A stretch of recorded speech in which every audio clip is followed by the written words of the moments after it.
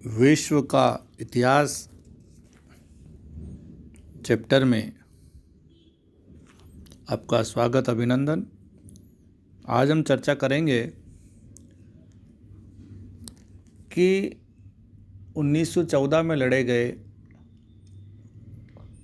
विश्व के विभिन्न देशों के मध्य युद्ध को प्रथम विश्व युद्ध और 1939 से 44-45 तक लड़े गए दूसरे युद्ध को विश्व युद्ध क्यों कहा जाता है,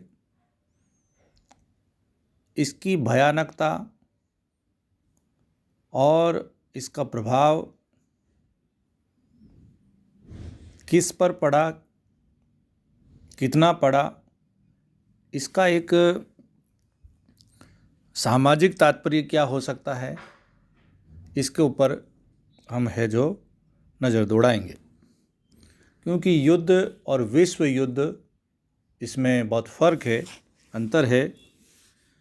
20वीं शताब्दी के पूर्वार्ध में लड़े गए दोनों विश्व युद्ध पूर्व में लड़े गए किसी भी युद्ध से भिन्न थे। ये युद्ध अपने आप में संपूर्ण या सर्वाधिक या सर्वांगिक युद्ध कह सकते हैं, टोटल वार। दूसरे शब्दों में ये कह सकते हैं कि युद्ध को अब पूर्णतः विनाशकारी बना दिया गया। इनमें भाग लेने वाले राज्यों को सभी प्रकार के साधनों का प्रयोग करना पड़ा था। राज्य ने राष्ट्रीय जीवन के प्रत्येक क्षेत्र में नियंत्रण करके उसको युद्ध संचालन के आश्रित बना दिया गया। भोजन, वस्त्र आदि का नियंत्रण किया गया। आवास गृहों तक पर राज्य ने अधिकार किया। कारखानों पर नियंत्रण किया। रात को बड़े बड़े नगरों में अंधेरा रखा गया। अर्थात मानव की स्वतंत्रताओं का एक प्रकार से अपहरण हो गया था। विश्व का प्रत्येक व्यक्ति इस युद्ध से किसी न किसी रूप में प्रभावित था। यह युद्ध पूर्ववर्ती युद्धों की अपेक्षा अधिक व्यापक भी थे।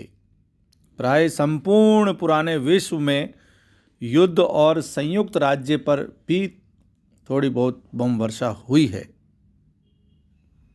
यूरोप, अफ्रीका, एशिया, अटलांटिक सागर, प्रशांत महासागर आदि सभी क्षेत्रों में भीषण नरसंहार हुए। सेना के तीनों अंगों ने युद्ध में समान रूप से भाग लिया। एटम बम के प्रयोग से मानव को विनाश के कगार पर ला खड़ा कर दिया। ये युद्ध राष्ट्रों के नहीं अपितु विचारों या सिद्धांतों के युद्ध थे। एक और जातीय श्रेष्ठता को महत्व देने वाले राष्ट्र थे, जिनमें जर्मनी, जापान एवं इटली के लोग थे, तो दूसरी ओर लोकतांत्रिक व्यवस्थाओं को मानने वाले देश थे। एक अन्य विचारधारा साम्यवाद को मानने वाली भी थी। इस प्रकार हम देखते हैं कि युद्ध अपने आप में पूर्ण युद्ध थे, जिसमें सभी देशों के लोगों ने भाग लिया और कोई भी इनके प्रभावों से बच नहीं पाया। इन युद्धों के पश्चात विश्व नेतृत्व के लिए प्रतिस्पर्धा पुनः प्रारंभ हो गई। अब विश्व का नेतृत्व ब्रिटेन के हाथ से निकल गया, क्योंकि उसका साम्राज्य छिन्न भिन्न हो गया। यद्यपि साम्राज्य का विघटन ब्रिटेन की उदारता और स्वतंत्रता के कारण हुआ, तथापि उसकी शक्ति पूर्वापेक्षा कम हो गई और संयुक्त राज्य अमेरिका और साम्यवादी रूस में विश्व नेतृत्व की महत्वाकांक्षा ने घर कर लिया। तो इस प्रकार से एक नवीन आयाम, नवीन विचार, नवीन सामाजिक, राजनीतिक, आर्थिक चेतना का युग इन युद्धों के बाद प्रारंभ हुआ। तो इसके सामाजिक तात्पर्य क्या हो सकते हैं? प्रथम विश्व युद्ध लगभग 4 वर्ष तक तथा द्वितीय विश्व युद्ध लगभग 6 वर्ष तक चला। ये युद्ध मानव इतिहास के सर्वाधिक क्रूर, भयानक और विनाशकारी युद्ध थे तथा इतने व्यापक तथा प्रभावकारी थे कि इनके साथ ही एक युग का अंत हो गया। फ्रांस की राज्य क्रांति के पश्चात लोकतांत्रिक शासन और राष्ट्रीयता की जिन नई प्रवृत्तियों का प्रादुर्भाव हुआ था वे कालांतर में सफल रही थी, किंतु विश्व युद्ध के पश्चात इनमें कई प्रवृत्तियां पुरानी पड़ गई थीं और मानव समाज उनसे आगे बढ़ गया था। राष्ट्रीयता की भावना क्षीण होने लगी थी, उसका स्थान अब वे नई विचारधाराएं लेने लगी थी जो समाज को एक नए रूप में संगठित करना चाहती थी। व्यावसायिक क्रांति तथा वैज्ञानिक उन्नति के कारण जन साधारण में जो एक नई चेतना उत्पन्न हो गई थी उसने सामाजिक संगठन को महत्वपूर्ण बना दिया था। 20वीं शताब्दी के इन युद्धों ने सामाजिक संरचना में महत्वपूर्ण परिवर्तन किए जिसको हम निम्न रूपों में देख सकते हैं। सबसे पहला और सबसे अहम चेंज हुआ या विचार मंथन हुआ वो था अल्पसंख्यकों की समस्या के समाधान का प्रयत्न। पेरिस की शांति परिषद के सम्मुख ये समस्या विकट रूप से विद्यमान थी कि विदेशों में स्थायी रूप से निवास करने वाले इन अल्पसंख्यकों के हितों की रक्षा किस प्रकार की जावे। ये समस्या न केवल पोलैंड, चेकोस्लोवाकिया आदि नए राज्यों के संबंध में ही थी, अपितु ऑस्ट्रिया, हंगरी, बुल्गारिया और तुर्की में भी थी। यहाँ भी बहुत से ऐसे लोग स्थायी रूप से बस गए थे जो राष्ट्रीयता की दृष्टि से उस देश के नागरिक नहीं थे। पेरिस की शांति परिषद ने पोलैंड, चेकोस्लोवाकिया आदि को भी इस बात के लिए विवश किया कि वे अपने राज्य में स्थायी रूप से निवास करने वाले अल्पसंख्यक जातियों की भाषा, धर्म, संस्कृति आदि की रक्षा की गारंटी दे।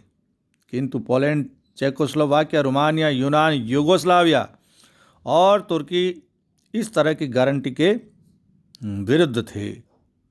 उनका मानना था कि इससे न केवल उनकी संपूर्ण प्रभुसत्ता में ही बाधा पड़ती बल्कि उनके राज्यों में विशृंखलता भी उत्पन्न होती। इन राज्यों की इच्छा यह थी कि अल्पसंख्यक जातियों को राष्ट्रीय दृष्टि से अपना अंग बनाया जाए, परंतु ब्रिटेन और अमेरिका ने इस बात पर जोर दिया कि अल्पसंख्यक जातियों के हितों की पूर्ण रूप से रक्षा की जाए। इस विवाद के परिणाम स्वरूप ही यह कार्य राष्ट्र संघ को सौंपा गया। राष्ट्र संघ ने इन राज्यों के साथ अलग अलग संधियां की, परंतु इनसे अल्पसंख्यक जातियों की समस्या का कोई स्थायी समाधान नहीं हो सका और इन अल्पसंख्यकों में अपनी पृथकता की भावना बनी रही। स्त्रियों की स्थिति में परिवर्तन, सबसे महत्वपूर्ण घटनाक्रम हम देखते हैं। महायुद्ध में सैनिकों की मांग उत्तरोत्तर बढ़ती रहने के कारण प्रत्येक युद्धरत राष्ट्र में लाखों पुरुष अपने कार्यों को छोड़कर युद्ध में चले गए थे। उनकी जगह कार्यालयों, कारखानों आदि में स्त्रियां काम करने लगी। यहाँ तक कि युद्ध क्षेत्रों में भी उन्होंने घायलों की सेवा का महत्वपूर्ण कार्य किया। इस प्रकार वे अपनी गृहस्थी के संकुचित जीवन से निकलकर समाज के आर्थिक जीवन में जा पहुँची और उन्होंने कठिन से कठिन काम करके अपनी क्षमता का परिचय दिया। इससे उनमें आत्मविश्वास बढ़ा और उन्हें समाज में अपने महत्व का भी आभास हुआ। उन्होंने राजनीतिक अधिकारों की मांग की और आगे चलकर उन्हें वे अधिकार प्राप्त भी हुए। 1918 में इंग्लैंड में जनता का प्रतिनिधि नियम पास हुआ, जिसके अनुसार 30 वर्ष से अधिक उम्र की महिलाओं को भी मताधिकार प्रदान किया गया। 1917 ईस्वी में रूस तथा 1920 में जर्मनी में भी यह अधिकार स्त्रियों को प्रदान किया गया। इस प्रकार महायुद्ध से स्त्रियों की स्थिति में क्रांतिकारी परिवर्तन आया। युद्ध में असंख्य पुरुषों की मृत्यु से प्रत्येक देश में पुरुषों की संख्या कम हो गई और उनकी अपेक्षा स्त्रियों की संख्या बढ़ गई, जिसका पारिवारिक एवं सामाजिक जीवन पर बड़ा अनिष्टकारी प्रभाव भी पड़ा। फिर नस्लों की समानता। 19वीं शताब्दी की समाप्ति तक यूरोप के लोगों में वर्ण और नस्ल की उत्कृष्टता की भावना बहुत प्रबल थी। ये लोग एशिया और अफ्रीका के काले, भूरे, पीले रंग के लोगों को अपने से हीन समझते थे, परंतु युद्ध की आवश्यकता से विवश होकर भारत, जापान, अफ्रीका के सैनिकों को भी यूरोप भेजा गया, जहां उन्होंने युद्ध में गोरे सैनिकों के समान ही शौर्य दिखाया। अतः यूरोपीय नस्लों की उत्कृष्टता का विचार निराधार साबित हुआ। सब नस्लें एक समान हैं, कोई उत्कृष्ट या हीन नहीं है। इस विचार द्वारा विश्व में अंतर्राष्ट्रीयता तथा सुख शांति की वृद्धि में सहायता मिली। धार्मिक सर्वोच्चता का भ्रम टूटा। बहुत से लोगों के मन में और हृदय में प्रथम विश्व युद्ध का बहुत बुरा प्रभाव पड़ा।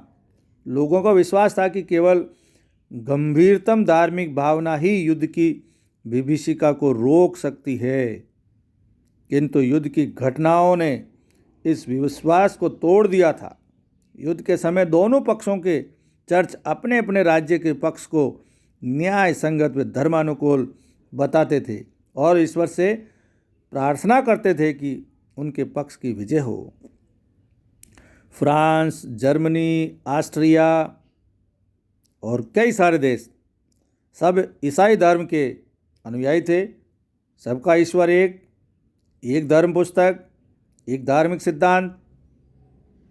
इन देशों के पादरियों ने दुखी मानव जाति की सेवा करने के उद्देश्य को छोड़कर राजभक्ति से अभिभूत होकर सरकार के अच्छे बुरे सब कार्यों का समर्थन करना प्रारंभ कर दिया और जनता को ये भी कहना आरंभ कर दिया कि युद्ध में अपने राज्य का पूर्ण रूप से समर्थन करना उनका सबसे बड़ा धार्मिक कर्तव्य है। ईसाई धर्म के नाम पर यही बातें दोनों पक्षों के पादरी कहा करते थे। धर्म और ईश्वर का ये कैसा विभत्स उपहास था। विज्ञान की उन्नति के कारण पहले ही ईसाई धर्म के संबंध में एक प्रकार की संदेह की भावना लोगों के मन में पैदा हो गई थी। युद्ध के समय में ये प्रवृत्ति और बढ़ गई। अब यूरोप में एक प्रकार की नास्तिकता की भावना जोर पकड़ने लगी थी। फिर है युद्धोपरांत विज्ञान के क्षेत्र में महत्वपूर्ण उन्नति। विश्व युद्ध प्रथम के बाद मनुष्य की संस्कृति को बदल दिया। 1914 ईस्वी में जब विश्व युद्ध शुरू हुआ, तब तक संयुक्त राज्य के बहुत से लोगों ने कभी मोटर पर, बहुत से लोग न कभी मोटर पर चढ़े थे और न उन्होंने कभी वायुयान ही देखे थे और न उनके पास बिजली के रेफ्रिजरेटर थे, न कपड़े धोने की मशीनें ही, न बिजली की इस्त्री, न पंखे, न रेडियो, न टेलीविज़न, चलचित्र अगर थे तो भी बहुत कम। उनमें से बहुत थोड़े ही लोगों ने उन्हें देखा था। उनमें से अधिकांश अपने घरों में प्रकाश के लिए मिट्टी का तेल और खाना पकाने तथा गर्मी प्रदान करने के लिए कोयले या लकड़ी का प्रयोग करते थे। बहुत से बालिगों को हाई स्कूल तक भी शिक्षा नहीं मिलती थी, लेकिन यह स्थिति शीघ्र ही समाप्त हो गई। द्वितीय विश्व युद्ध तक पाश्चात्य तथा पूर्वी देशों के लोगों के जीवन के तौर तरीकों में इतना अधिक परिवर्तन हुआ कि जितना मानव जीवन के इतिहास में कभी नहीं हुआ। इसी प्रकार से कला के नए तरीकों का विकास हुआ। साहित्य के क्षेत्र में भी उत्तरोत्तर वृद्धि होती गई और शिक्षा जन सुलभ अब होने लगी। और लास्ट में हम देखते हैं कि युद्धोत्तर विश्व मानवतावाद, ह्यूमनिज्म को प्रभावशाली रूप में सामने लाया। मानव की स्वतंत्रता तथा उसका कल्याण इन तमाम राजनीतिक क्रियाओं का प्रवर्तन लक्ष्य हो गया। द्वितीय विश्व युद्ध के महाविनाश का मानसिक भय सर्वत्र छाया रहा और युद्ध की संभावनाओं को मिटाने की आवश्यकता सर्वत्र अनुभव की गई। मानवीय अधिकारों की चर्चा युद्ध के बीच चलती रही और संयुक्त राष्ट्र संघ द्वारा मानवीय अधिकारों की घोषणा इस ओर एक महान कदम था। तो इस प्रकार से हम देखते हैं कि दोनों विश्व युद्धों के बाद दुनिया का चाल चरित्र और चेहरा पूर्ण रूप से बदल गया। धन्यवाद। Professor Jalaluddin Kathat, as government college,